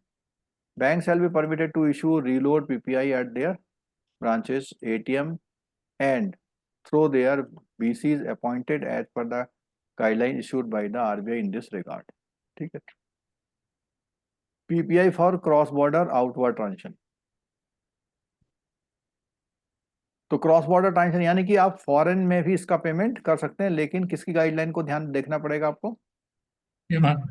पेमा की गाइडलाइन को आपको देखना पड़ेगा। और जो लिबरलाइज रेमिटेंस स्कीम है, यानी जिसमें आप $2.5 लाख तक का पेमेंट कर पाते हैं, उसके थ्रू भी आप क्या कर सकते हैं, PPI shall not be used for any cross border outward transfer और making remittance under the LRS, यानी एलआरएस के लिए उसका पेमेंट आप यूज आप नहीं कर सकते। आप अगर यूज कर सकते हैं तो किसके लिए कर सकते हैं, परचेज ऑफ गुड्स या सर्विसेज के लिए कर सकते हैं, लेकिन किसी दोस्त को पैसा भेजना तो नहीं कर सकते। ठीक है, issuer shall enable the facility cross border outward transaction only to the explicit request of the PPI holder, यानी कि जो भी इशूअर है कार्ड के वो पैसा बाहर आपकी स्पेशल रिक्वेस्ट पर भेज सकते हैं, लेकिन कभी भी क्या करता है, per transaction limit not exceeding 10,000 रुपए, और पर मंथ में कितना, 50,000। अगला आ गया क्या, स्मार्ट कार्ड। तो स्मार्ट कार्ड में बेसिकली क्या होती है, स्पेशल क्या लगी होती है, इसमें एक चिप लगी होती है। उस चिप में कुछ इंफॉर्मेशन होती है, और इंफॉर्मेशन किस फॉर्म में होती है, encrypted. The chip are tamper proof which provide enhance security for card holder personal data and financial transaction. It is based on the data encryption standard, DES। ठीक है, approved by the ISO, International Standard Organization से जो approve किया हो उस standard का आपको रखना पड़ता है। ठीक, smart card are of two types it requires.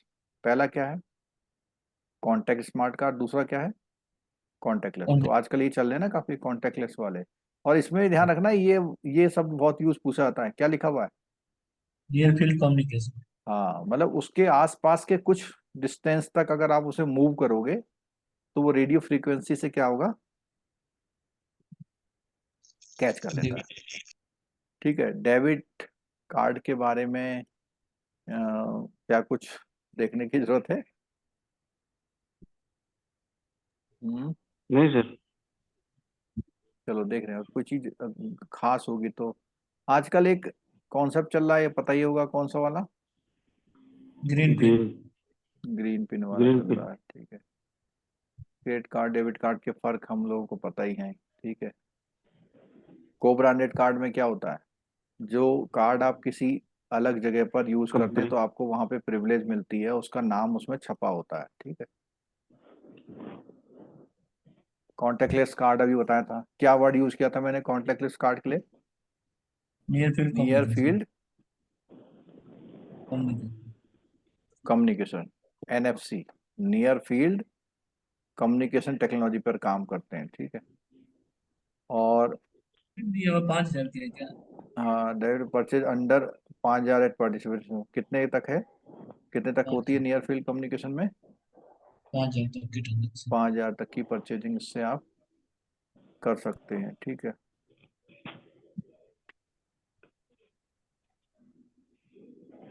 Journey और रुपए कार्ड सो फार। अच्छा, ये तो खाली उसकी वो दिखा रखी है कि कैसे कैसे इसका वो बना।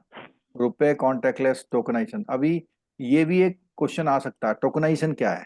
टोकनाइजेशन बेसिकली क्या होता है ना, कि आपके कार्ड की डिटेल्स को एक किस में बदल दिया जाता है, टोकन में।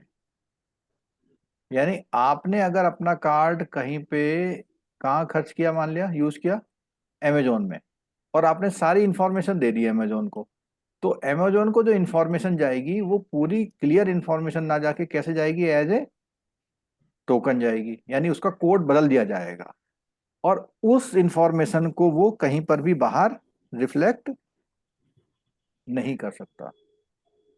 उस इंफॉर्मेशन को वो कहीं पर भी बाहर रिफ्लेक्ट नहीं कर सकता है, क्योंकि वो कोड में बदल जाती है। तो डेटा थेफ्ट जो होती थी, क्या होती थी, डेटा थेफ्ट, आपकी इंफॉर्मेशन को थेफ्ट कर लेते थे। यानी कि जिस अमेजोन को अपना कार्ड डालें तो पता लगा वो किसी ने चुरा ली, वो नहीं हो पाता यहाँ पे। ठीक है,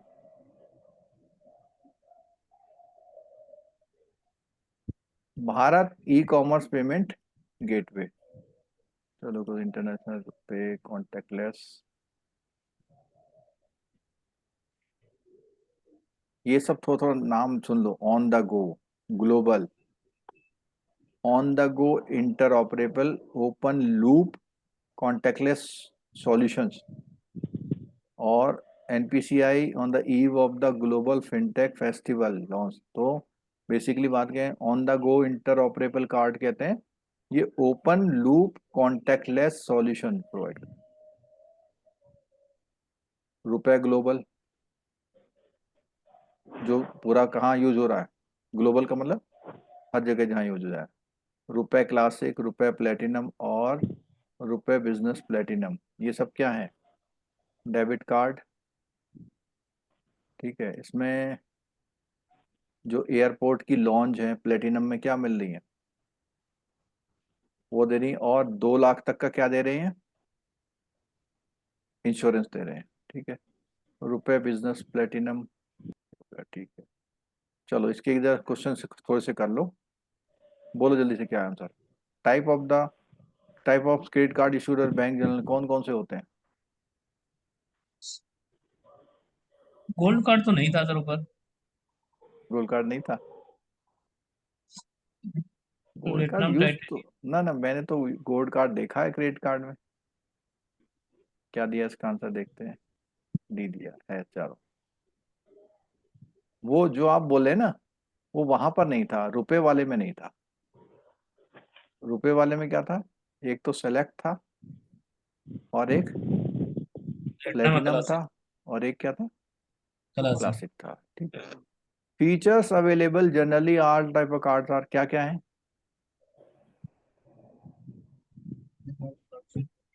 क्या होते हैं बताओ इसमें से। सभी है। सब हो जाएगा सर। सभी है, ठीक है।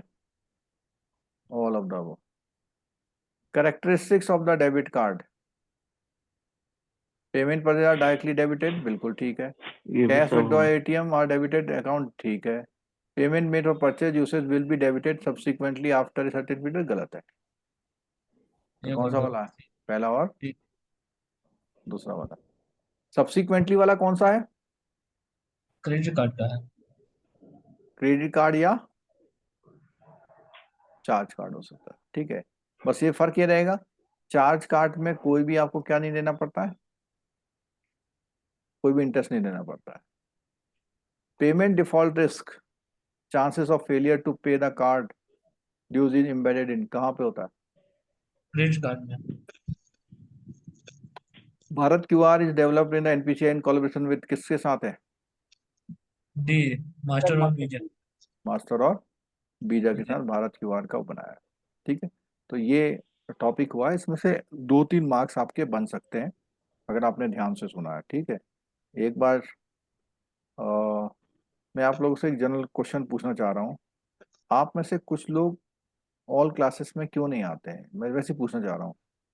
क्या यूट्यूब पे जो आजकल आ रहे हैं ना, 100 क्वेश्चन महामैराथन, 200 क्वेश्चन में आ रही नहीं आजकल? वो आ रही है सर। आप उस क्लास को बिल्कुल ज्वाइन करिए, लेकिन कब? जब आपने यहाँ पर कॉम्प्रिहेंसिवली टॉपिक को क्या किया हो, पढ़ ली। कवर किया हो। अगर आपने यहाँ पर कॉम्प्रिहेंसिवली कवर किया हुआ है, उस टॉपिक का क्वेश्चन सामने नजर आए, तो आपको करने में ज्यादा मजा आएगा उस क्वेश्चन को। और ये बात आप ध्यान रखना कि आप 100 क्वेश्चन करके जाएंगे तो हो सकता आईआईबीएफ उसमें से एक भी क्वेश्चन रिपीट ना करे, ऐसा भी हो सकता है। क्या करेगा वो? क्वेश्चन तो वही होगा, लेकिन जो उसके ऑप्शंस होंगे उनकी कॉम्प्लिकेसी लेवल क्या कर देगा वो, बदल बढ़ा जाएगी। देगा। और कॉम्प्लिकेसी लेवल से पार आने के लिए जरूरी है कि आपने कॉम्प्रिहेंसिव चीजों को पढ़ा हो। अगर आपने कॉम्प्रिहेंसिवली पढ़ा है तो बेनिफिट। तो अब मेरा कहने का मतलब, मैंने आपको एक रिटेल बैंकिंग की तूर सर की एक वीडियो भेजी थी सुबह। देखे थे सर। उसी में एक क्वेश्चन था, पूछें क्या? हाँ पूछो। उसमें था कि सर कि यदि कोई एफडी है ज्वाइंट अकाउंट से आइदर और सर्वाइवर में खुला हुआ, एक हाँ बोरोवर की डेथ हो जाती है, हाँ। तो प्री मैच्योर यदि उसको क्लोज करना है तो उसमें लिखा था कि नॉमिनी को भी जरूरी है, मैंडेटरी। नॉमिनी नहीं और लीगल हायर। आपने बोला कि कोई जॉइंट एफडी है एक ना? आइदर और सर्वाइवर में बना हुआ है। और आइदर और क्या है? सर्वाइवर में खुला हुआ है। सर्वाइवर में है। अब क्या होता है, एक की क्या हो एक जाती है? डेथ हो जाती है। डेथ हो जाती है, और उसका पेमेंट प्री मेच्योर, दूसरे बोरोवर लेने आता है, तो उसमें दूसरा लीगल हायर भी। दूसरा नहीं, बोरोवर का नाम कहाँ से आ गया यहाँ पे? बोरोवर कस्टमर जो, जैसे ए और नहीं बी नहीं, है तो फर्क ए है, का देखो सुनो सुनो, फर्क है। बोरोवर भी हो सकता है कब? जब उसने इसके अगेंस्ट क्या लिया हो, लोन। लोन लिया हुआ, तो उस लोन कंडीशन नहीं है। में बोरोवर बन सकता है वो। तो उस क्वेश्चन में क्या लोन तो नहीं लिया था? नहीं नहीं, लोन नहीं था। अच्छा। अब बात आती है कि उसकी डेथ हो गई और प्री मेच्योर के लिए पेमेंट के लिए आए, हम्म। तो बी तो आएगा ही आएगा, इसमें तो कोई शक है नहीं, लेकिन ए के लीगल हायर को भी आना जरूरी होगा उसमें। क्यों? अगर आपको याद हो तो मैंने एक बात बताई थी कि प्री मेच्योर हो या कोई उसके अगेंस्ट में क्या लेना चाहता हो, लोन। लोन, तो दोनों को आना जरूरी, बताया था ना मैंने। हाँ ये तो सही है सर, लेकिन ये हाँ, तो एक्सपायर हो चुका है। नहीं अब तो उसकी नहीं, सुनो पे सुनो, है। एक्सपायर हो चुका है, लेकिन उसके जो जो लीगल हायर्स हैं उसका उसमें अधिकार होता है। और अगर ये मैच्योरिटी होती, क्या होती, मैच्योरिटी Mature होती, तो मैच्योरिटी में ऑटोमेटिकली वो कहाँ ट्रांसफर हो जाती, अकाउंट में। अकाउंट में आ जाती। ठीक है, अब मान लिया जिस अकाउंट में आई वहां पे दोनों लोगों का अकाउंट था जॉइंट, तब क्या लीगल हायर को नहीं बुलाते आप? आइदर सर्वाइवर केस में तो नहीं बुलाना चाहिए सर, नहीं, क्योंकि एक। डिपेंड, सुनो सुनो, डिपेंड करता है कि उसका मैच्योरिटी का अमाउंट ए के अकाउंट में जाना था, बी के अकाउंट में जाना था, या किसी जॉइंट अकाउंट में जाना था। अगर उन्होंने मैच्योरिटी पे लिखा था इसका पेमेंट कहाँ डाल दो, बी के अकाउंट में। तो किसी भी लीगल हायर की जरूरत नहीं पड़ती, क्योंकि पेमेंट बी में आता और बी चुपचाप से उस पैसे को रख निकाल लेते लेता। और अगर ए में आता तो ए तो की तो डेथ हो चुकी है, इसलिए वो हैं। पैसा निकाल नहीं पाता, तो कौन सीन में आ जाते उसके, लीगल हायर के। हायर आते। अगर जॉइंट ए बी में आता तो भी लीगल हायर आते, और अगर प्री मेच्योर लेने आता तो भी लीगल हायर आएंगे। ठीक है आंसर उसका। आंसर तो था लीगल हायर भी। ठीक है, सही आंसर उसका है। तो लेकिन कस्टमर अगर इन्फॉर्म ही नहीं करे कि ये डेथ हो चुका है, फिर क्या करेंगे सर? फिर कोई दिक्कत नहीं है। इंफॉर्मेशन देने के बाद ये इशू आता है, राइट सर? वो उसमें उस कंडीशन में पता क्या होगा कि कस्टमर इंतजार करेगा उस एफडी के क्या होने का, मेच्योर होने का। और मैच्योर होने के बाद भी क्या इंतजार करेगा कि वो हमारे खाते में आ जाए। आ जाए। और उसमें पहले से इंस्ट्रक्शन अगर ये होगी कि बी के खाते में जाए तब तो कोई दिक्कत नहीं है, लेकिन अगर ए के खाते में जाए या ए बी के खाते में जाए तो वही सिचुएशन हो जाएगी जो आज थी, यानी डेथ वाली सिचुएशन। ठीक है, तो इसमें टाइप ऑफ कार्ड्स बहुत हो गए हैं सर, कंफ्यूजन आ गया है। नहीं नहीं, कहाँ, देखो इधर देखो, कार्ड की अगर बात करेंगे तो कार्ड में सबसे पहले कौन सा कार्ड है, डेबिट, फिर कौन सा है, क्रेडिट, क्रेडिट। फिर कौन सा है, चार्ज चार कार्ड। चार। चार्ज, फिर कौन सा है, free PPI. Free card. PPI. ठीक है, पीपीआई में 3 वेरिएंट। हाँ पीपीआई के वो हो गए। ठीक है, और कौन सा कार्ड है,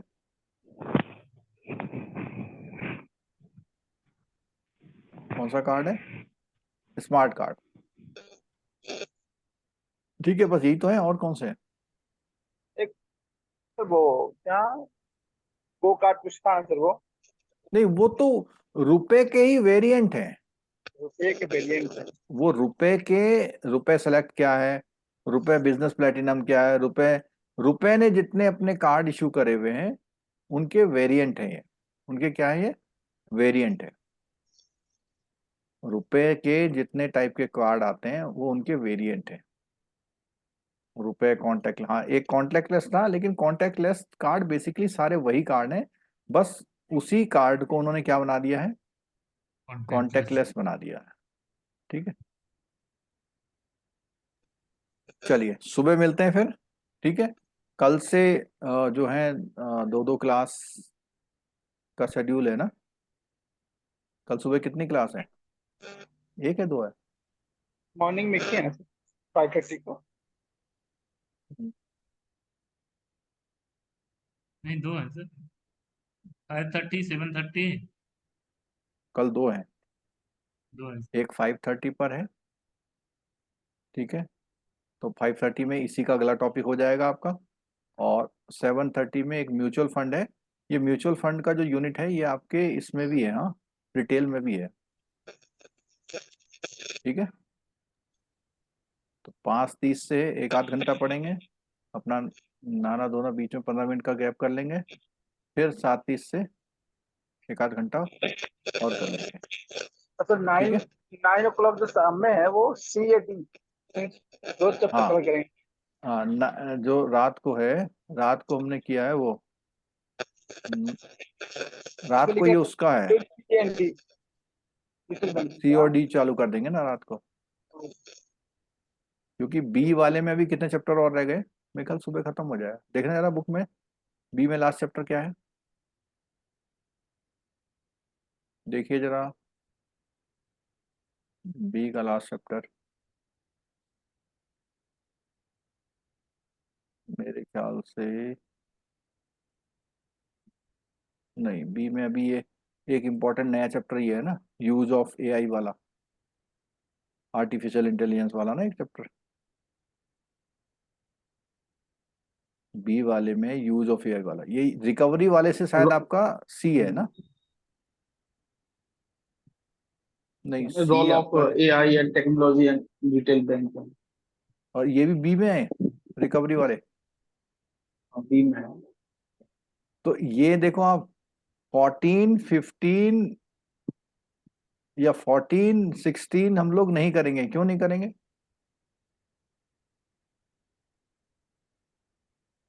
CPP में पढ़े हैं सर। हाँ, अभी हमने जब कराए थे ना 10-12 दिन जो क्लास चली थी, recovery of loans, retail loans वाला, CPP में वो सब, हाँ वो सब उसी का है, पूरा प्योर वही है। ठीक है, ठीक है, चलो कल सुबह मिलते हैं।